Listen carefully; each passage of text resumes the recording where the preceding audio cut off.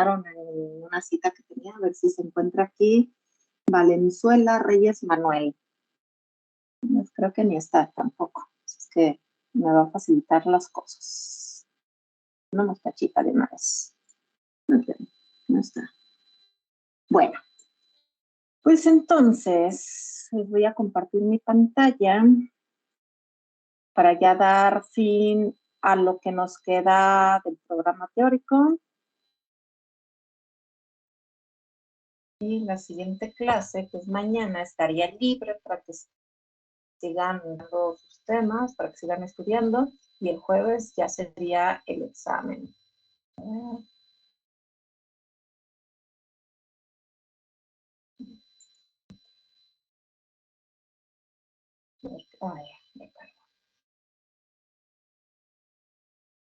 Ok, muchachos, ya lo que sigue prácticamente es muy corto.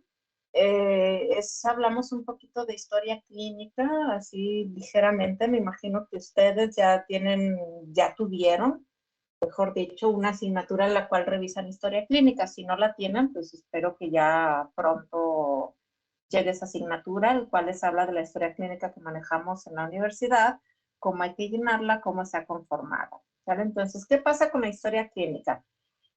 Yo ya les había comentado anteriormente que ustedes van a tener la capacidad perfectamente de sospechar de algunos pacientes. ¿Bajo qué circunstancias? Bajo algunos signos o síntomas que presenta el paciente y ustedes digan, ay, como que yo creo que este paciente puede ser un paciente candidato a ser hipertenso, puede ser un paciente que pueda ser diabético, puede ser un paciente que tenga hipertiroidismo, ¿sí? Por las características principales que tienen esas patologías. Entonces, ¿hasta dónde llega la responsabilidad de ustedes? Ok, la responsabilidad de ustedes, obviamente una vez que hayan sospechado, es derivar a ese paciente al médico, ¿sí? Para que lo pueda diagnosticar y pueda ser tratado. Hasta ahí queda su responsabilidad. De ustedes no es responsabilidad, supongamos que ustedes sospechan de un paciente hipertenso, llega a la consulta, no está diagnosticado, evidentemente, le toman ustedes valores de presión arterial y sale por los cielos. Entonces, ¿qué pasa? Ustedes realmente pueden decir, pues este paciente puede ser hipertenso, está mal, ni siquiera está diagnosticado, nunca en la vida ha ido con el médico. Ustedes pueden darle seguimiento. ¿Realmente sí están capacitados? Sí, porque pueden tomarle la presión todos los días, más no es su responsabilidad, ahí no se metan. O sea, si en esa sesión su paciente sacó valores altísimos, derívenlo a su médico, ¿sí? O si no tiene, derívenlo a un médico general, a algún hospital, a donde sea, donde él pueda tener acceso. ¿Para qué? Para que lo diagnostiquen ahí. Sí, yo sé que ustedes pues, son capaces de tomar presión arterial todos los días a la misma hora, así como es recomendable para ser diagnosticado, pero ya no es trabajo de ustedes, ¿sí? El trabajo, la responsabilidad de ustedes es de sospechar de ese paciente que tiene alguna patología sistémica y de derivarlo hasta ahí. Y ya la función del médico es en diagnosticarlo, ya realmente la patología que tenga y de tratar el problema.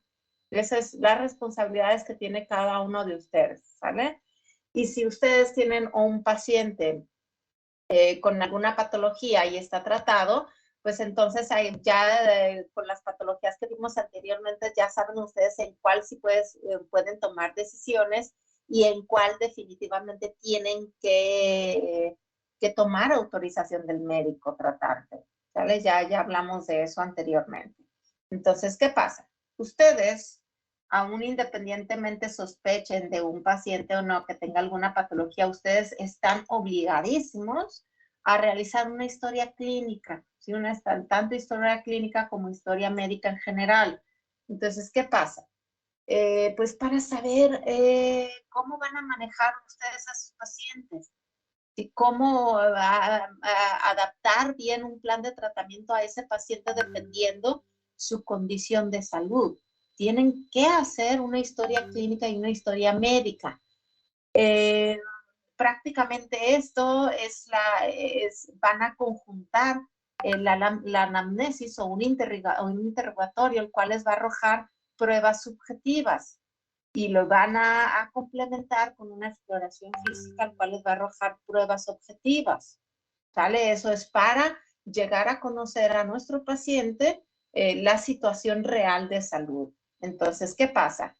En la universidad tenemos esta historia clínica, no sé si ustedes ya la conozcan, si no la conocen, pues lo ideal es que consigan alguna y hasta le saquen copias y se la repartan entre sus compañeros para que la vayan analizando. Sí hay asignaturas en las cuales ustedes tienen que revisar detalladamente la historia clínica general, ¿sí? Ya sabemos que por cada rama de la odontología, cada asignatura clínica tiene su propia historia clínica, pero aún así tienen que tener una historia general. Esta es la historia general, la historia médica y dental que tienen que llenar, ¿sale? Entonces, si se fijan, es una historia bastante larga, la cual tiene preguntas de opción de sí o no, para contestar sí o no, de acuerdo a la salud.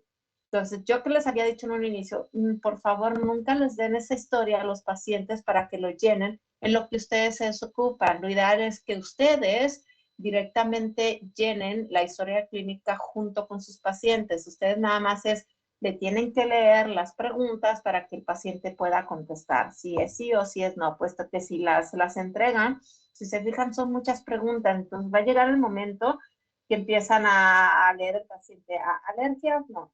¿Asma? No.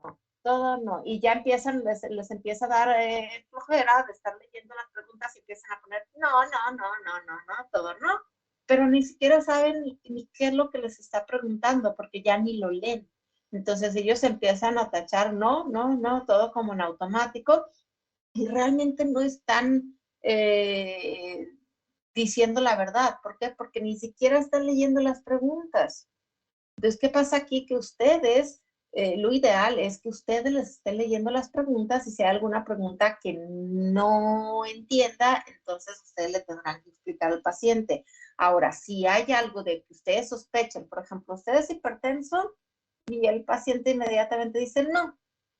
Pero ustedes están sospechando de que ese paciente a lo mejor tiene palpitaciones, tiene sobrepeso o es obeso, entonces ya dicen, a lo mejor este paciente pues sí puede ser hipertenso, puede ser diabético, me está diciendo que no, que él está sano, pero yo ya tengo una sospecha. Entonces, ¿qué pasa?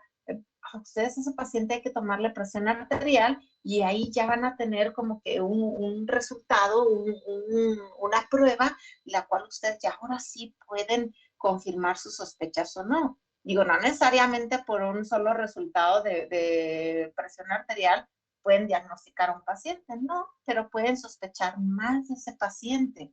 Y a lo mejor en lo que ustedes hacen su planificación de su tratamiento, pueden derivar a ese paciente a que lo diagnostiquen, a que lo valoren, a ver si realmente tiene una patología o no, en la cual a ustedes les pueda alterar su plan de tratamiento. Entonces es mejor asegurarse de si un paciente está realmente sano o si tiene alguna patología y en específico alguna cardiopatía, en la cual ustedes ya no van a poder colocar un anestésico local convencional con un vasoconstrictor como ustedes lo desean. Ya van a tener ciertas precauciones que ya hemos hablado anteriormente. Entonces, hay que llenar historias clínicas directamente con el paciente, no darle esta hojita para que el paciente lo lleve, ¿vale? Siempre hay que hacerlo.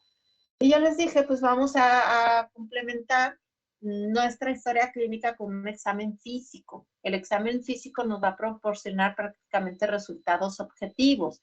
Entonces, en ocasiones, y más nosotros como dentistas tenemos un error muy frecuente. Y me incluyo ahí porque en ocasiones me salto estas partes muy importantes. Entonces, ustedes no se lo salten. De hecho, ya cuando yo me estoy saltando esas partes, digo, no, o sea, me estoy yendo ya por otro camino, el camino completamente equivocado. ¿Cuál es? Que nosotros como dentistas estamos ya llegamos en un momento en el cual nada más exploramos cavidad oral.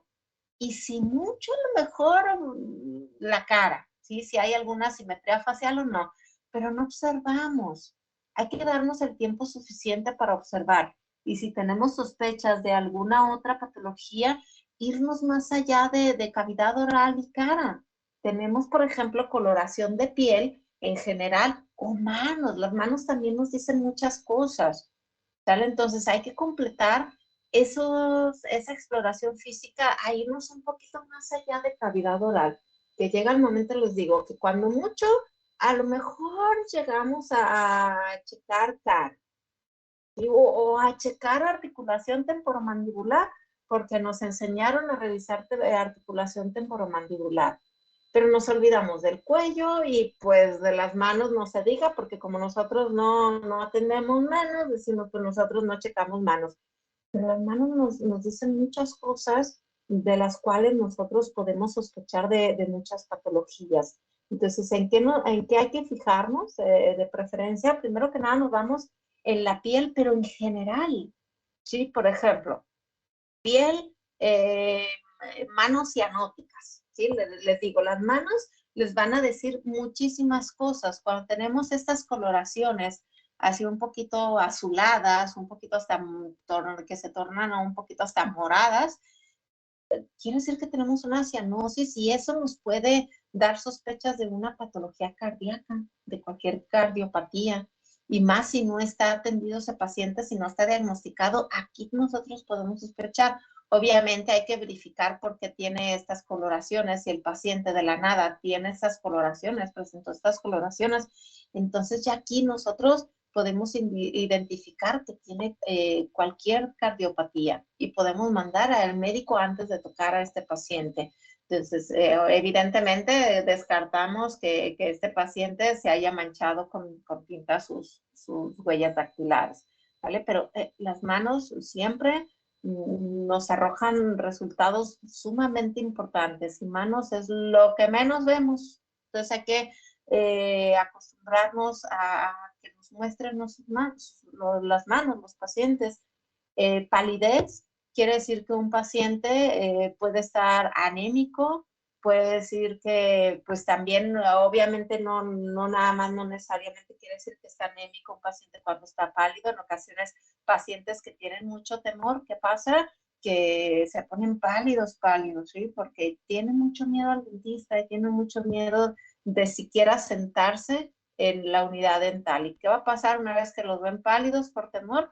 Esos pacientes tienen tendencia al desmayo. Entonces, aunque sea en la palidez por temor, hay que tener precauciones, como ya sabemos que ese temor, ¿qué pasa? Que cuando tiene ese temor tan extremo el paciente, ese paciente ya como tal está secretando adrenalina en cantidades grandes como tal. Entonces ahí ya tenemos un indicativo el cual tenemos que tener mucho cuidado a la hora de colocar un anestésico local con vasoconstrictor. ¿Qué hay que hacer? A ese paciente inmediatamente lo hacemos sentir en confianza y vamos a planear bien sus tratamientos para que entre en confianza, vamos de menos a más. Si ese paciente tiene mucho dolor, pues igual tratamos primero farmacológicamente para que vaya reduciendo significativamente esos niveles de temor. Ahora, si tiene anemia, pues entonces ya aquí tenemos, hay que tener mucho cuidado, no tanto con el anestésico con vasoconstrictor, simplemente si depende del tratamiento que vamos a realizar. Si vamos a hacer una extracción y este paciente es igual y no es tanto lo ideal, ¿sí? Hay que tratar de retrasar un poquito ese tratamiento de extracción para evitar que caiga a un proceso hemorrágico. Ya tenemos un paciente anémico como tal, entonces no tanto por el vasoconstrictor, ¿sí? Aquí sería por el tratamiento que queremos realizar como tal, ¿vale? Tenemos pacientes ruborizados, hay que verificar por qué. En ocasiones tenemos pacientes ruborizados simplemente por fiebre. Hay que verificar de dónde proviene esa fiebre. Si es por un absceso, entonces hay que tratar ese absceso primero para que reduzca la fiebre del paciente. En ocasiones es por aprensión como tal de los pacientes, por ese temor, o hasta en ocasiones es porque llegaron corriendo a la clínica donde los vamos a tratar y llegaron así como que barridísimos a la cita, ¿sí? Entonces hay que verificar la causa de ese rubor del paciente. O ictericia, coloraciones amarillentas completamente, pues ahí ya estamos hablando de una enfermedad hepática. Ya aquí ya sabemos que prácticamente el problema no es el vasoconstrictor, el problema es el anestésico del grupo de las amidas, ¿vale? Porque estas se van a metabolizar en hígado principalmente. Entonces aquí también es importante pacientes con enfermedades hepáticas, aparte el tipo de hepatitis que tienen. ¿Sí? Si es contagiosa, pues aquí hay que verificar primero que nada el tipo de hepatitis, si es viable tratarlo en ese periodo o esperar, ¿sale? Manejarlo nada más con farmacoterapia y también qué tipo de fármacos, porque acuérdense que un paciente hepático obviamente tiene problemas, evidentemente, ¿verdad? Problemas de hígado y también la mayoría de los fármacos se van a metabolizar en hígado. Entonces aquí hay que verificar la forma adecuada de tratar a este paciente. Entonces, seguimos con el examen físico. Otro indicativo, ojos. Hay que fijarnos en los ojos, porque los ojos, cuando tenemos pacientes, por ejemplo, con ojos saltones como este, que son exfoltalmos, son prácticamente pacientes que de cajón, aquí sí, personas que vean con ojos saltones, casi de cajón tenemos que tienen hipertiroidismo. Como aparte de los ojos saltones, ¿qué otra característica tienen estos pacientes cuando son diagnosticados? Pérdida de peso, aunque se alimenten bien, estos pacientes tienen una pérdida de peso considerable. Estos pacientes evitan actividades físicas completamente porque tienen palpitaciones, se les eleva la presión arterial. Entonces, este tipo de pacientes creo que son hasta más fácil de identificar que hasta un hipertenso o un diabético.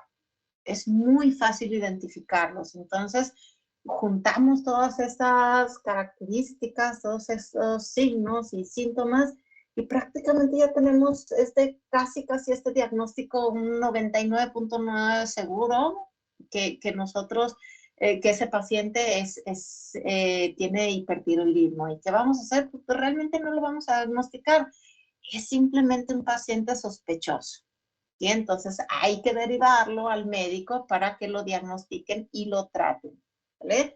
Conjuntiva es otra zona que hay que verificar, porque si tenemos conjuntiva blanquecina, pues es un paciente anémico. Si anteriormente les dije, vean coloraciones de piel. Si este paciente está pálido, ¿qué pasa? Revisamos conjuntiva para descartar anemia, porque a lo mejor puede estar pálido por temor.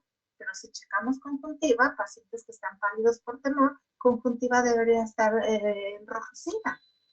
Si es anemia, entonces, ¿qué pasa? Conjuntiva está completamente blanquecina.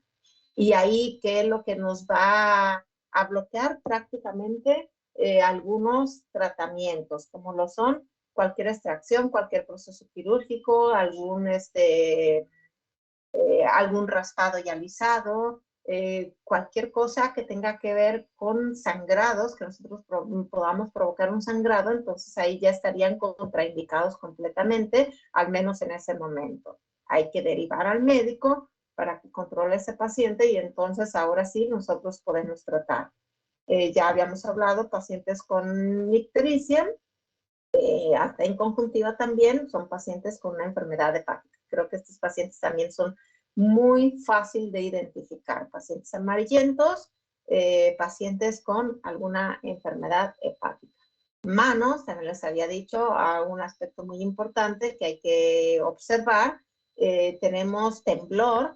Aquí en cuanto a pacientes temblorosos, pues hay muchos factores y hay que identificar también qué tipo, descartar algunas patologías, dependiendo de nuestros pacientes. Temblor también los tienen pacientes que tienen hipertiroidismo, pero también pacientes que tienen aprensión o pacientes que tienen histeria o hasta parálisis agitante, que porque es por un temor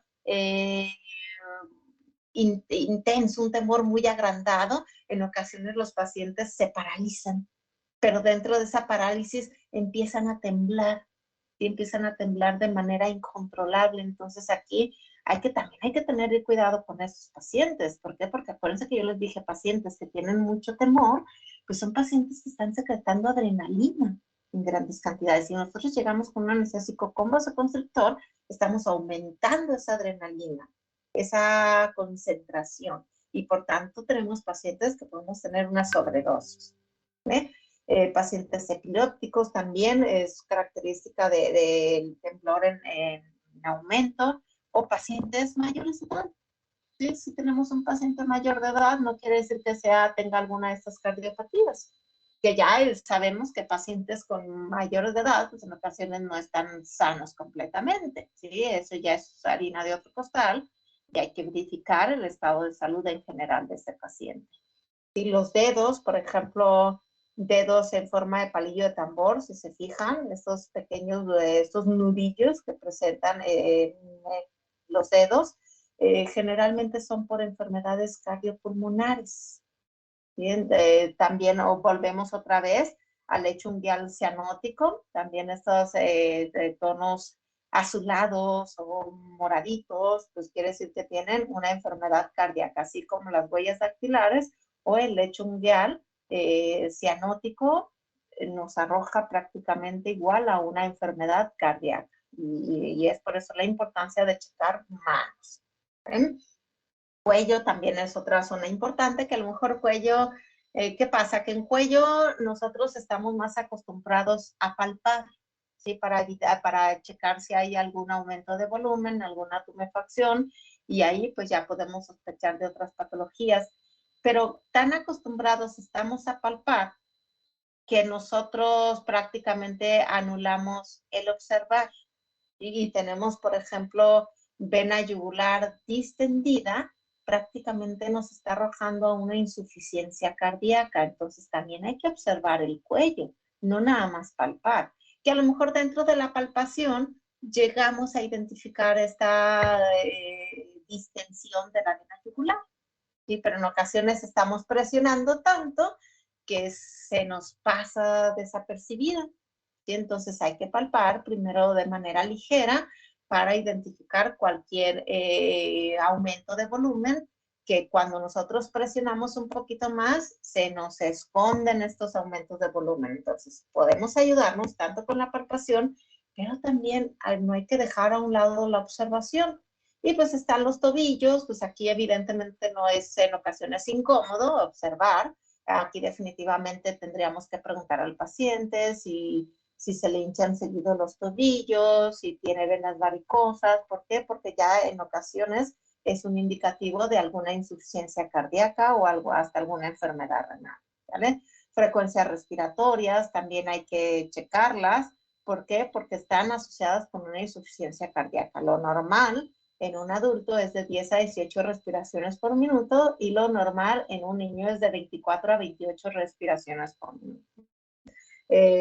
Respiraciones, frecuencias respiratorias aumentadas, hay que ver por qué, ¿sí? Porque si ese paciente se aventó una corrida, se vino corriendo desde el estacionamiento hasta el edificio B1, o llegó primero al edificio A porque creyó que ahí lo iban a atender y va corriendo al B1 porque ya llega tarde a su cita, pues evidentemente va a sobrepasar esa respiración, esa frecuencia respiratoria. ¿Vale? Entonces, hay que pasar a nuestro paciente que repose un poquito, tanto para checar frecuencia respiratoria, tanto como para checar también niveles de presión arterial, ¿vale? Entonces hay que conjuntar, si no hay que irnos nada más a cavidad oral, a cara y a lo mejor un poquito a cuello y articulación temporomandibular. También tenemos otras zonas como lo son manos, que nosotros podemos observar sin provocar alguna incomodidad al paciente. Ya tobillos definitivamente en ocasiones es muy incómodo, entonces ya aquí que queda preguntar a ese paciente si se le hinchan con frecuencia los tobillos, si tiene venas varicosas. Entonces eso sí lo podemos preguntar, ¿sí? Más ya observarlo es incómodo. Manos podemos observarlas sin incomodar al paciente. Cuello podemos observarlo sin incomodidad. De hecho, hasta podemos palpar también sin incomodar al paciente. cara hay que aprender a observar. No, en ocasiones nada más observamos cuando el paciente viene con una asimetría facial que trae un absceso alveolar agudo, que trae ese dolor que es muy intenso y está todo inflamado de un lado de la cara. Es nada más cuando vemos a los pacientes, ¿sí? Pero hay que observar siempre, siempre, buscar algo más, más allá de un absceso. Y coloraciones de piel, y aumentos de volumen también obviamente es importante. ¿Vale? ¿Alguna duda, alguna pregunta hasta aquí, chicos? No, doctora, todo bien. No, doctora. ¿No? Muy bien, muchachos, pues entonces hoy fue rapidísima la clase. Yo ya les había prometido que realmente ya quedaba muy poco, nada más que no quería saturarlos en la clase anterior. Entonces sigan repasando los temas. Queda ya ahora sí, bueno, creo que ya habíamos quedado de manera definitiva que el examen va a ser el 17, ¿sí? O sea, hace ya pasado mañana. Entonces, el examen, ahorita se los paso por escrito cómo está conformado, pero bueno, se los digo para los que están aquí. Son 25 reactivos, todas son preguntas de opción múltiple, por tanto, les doy yo 45 minutos. Este examen es todavía más sencillo que el anterior, ¿sale? Es más sencillo que el anterior, entonces generalmente conforme avanzamos con los parciales van recuperando notas los que sacaron notas bajas, ¿sí? Van a recuperar mucho sus notas, entonces, pero de todas maneras hay que estudiar, ¿vale? Hay que estudiar Doctora, bien, ¿sí? ¿va a venir el tema de historia clínica también? ¿O? Sí, también viene el de historia clínica, o sea, lo de las características que vimos, la historia clínica tal cual no, porque la historia clínica ya ustedes la conocen, y si no la conocen, digo, hay que dar una repasada, pero esto de las hojas de la historia clínica no, lo que viene más bien, características principales por patología, no sé, por ejemplo, ¿qué significa coloración de la piel amarillenta? Pues tú ya sabes que es alguna enfermedad hepática, cositas así, nada más estos... O sea, características clínicas, estas que acabamos de ver. Así es. Lo único que no, esta hojita no, esta nada más se las puse como ejemplo de la historia clínica que se hace en la universidad, pero ya esto es harina de otro costal, ya en otra asignatura lo ven detalladamente, ¿vale? Sí, ok, doctora, gracias. ¿Alguna otra pregunta, comentario, muchachos, sobre el examen? Doctora, ¿el examen va a comenzar desde los anestésicos locales o en la de... No. Ok. El examen, déjenme voy a su... A ver. Creo que es de farmacocinética. Creo que ya se los había comentado, ¿no? De todas maneras, déjenme entro a su folder, que ya no sé dónde está. Aquí está. Ok. De hecho, es anestésico locales parte 2. Empezamos desde farmacocinética y de los anestésicos locales. De ahí en adelante es de donde comienza. Déjenme entro.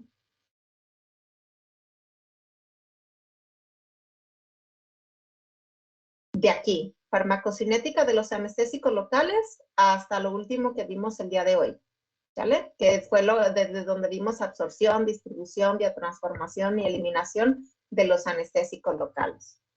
De aquí es donde comienza su segundo parcial, ¿vale? Sí, doc, gracias. Okay. ¿Alguna otra duda?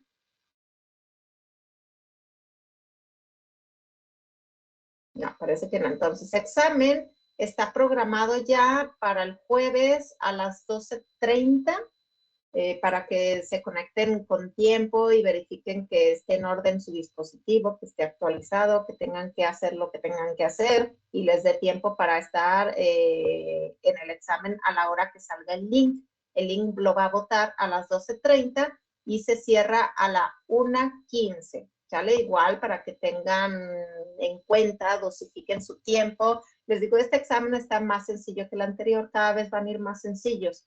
Entonces son 25 reactivos, preguntas todas de opción múltiple, hay que estudiar bien.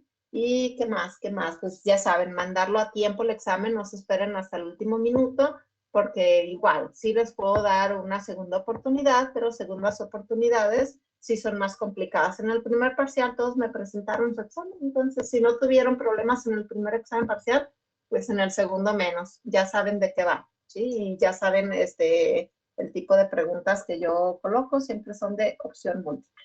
¿Algún comentario, dudas?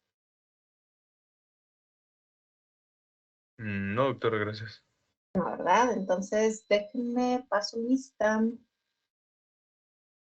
Ahí estaba dentro. No sé por qué no salió. Cano Leal. Herrera Román. Presente. López Pérez. Presente. Salazar Montoya. Presente. García Miranda. Presente. Valenzuela Reyes. Presente. Serrano Venegas. Presente. Flores Colón. Presente, doctora. Díaz Landeros. Presente. Martínez Treviso. Presente. Contreras Martínez. Presente. Gurrola Montoya. Presente, doctora. Luna Alba. Presente. De la Cruz Maciel.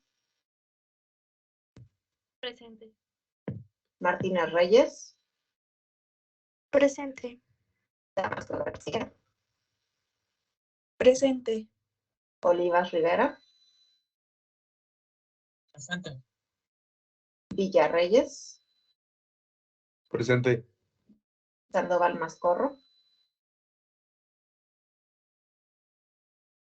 Gómez Escareño. Presente, doctora. Díaz Segura. Presente. Rivera Valdés. Presente, doctora. Ruesga Orozco.